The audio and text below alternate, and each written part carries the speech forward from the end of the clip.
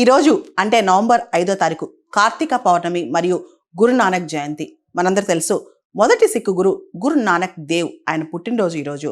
ప్రతి సంవత్సరం కార్తీక పౌర్ణమి రోజున గురునానక్ జయంతి మనం సెలబ్రేట్ చేసుకుంటాం. దాన్ని ప్రకాష్ ఉత్సవ్ అని కూడా పిలుస్తుంటాం అనమాట.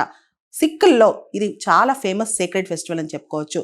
ఈ రోజు అంటే గురునానక్ జయంతి నాడు భారతదేశంలోని సిక్కులు మరియు విదేశాల్లోని సిక్కులు అత్యంత పవిత్రంగా అనేక ఆచారాలు పాటిస్తారనమాట. ముఖ్యంగా గురునానక్ జయంతి 2 రోజుల ముందు నుంచే అఖండ్ పత్ని వాళ్ళు స్టార్ట్ చేస్తారు. అంటే 48 గంటల ముందు నుంచే నాన్ స్టాప్గా అసలు ఎక్కడ ఆపకుండా గురు గ్రంథ్ సాహిబ్ చదువుతారనమాట.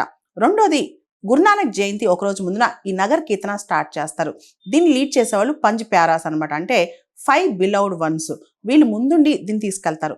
తర్వాత గురునానక్ జయంతి రోజున ఉదయాన్నే ప్రభాత పేరీస్ అని చెప్పి ఎర్లీ మార్నింగ్ ప్రొసెషన్స్ అనమాట.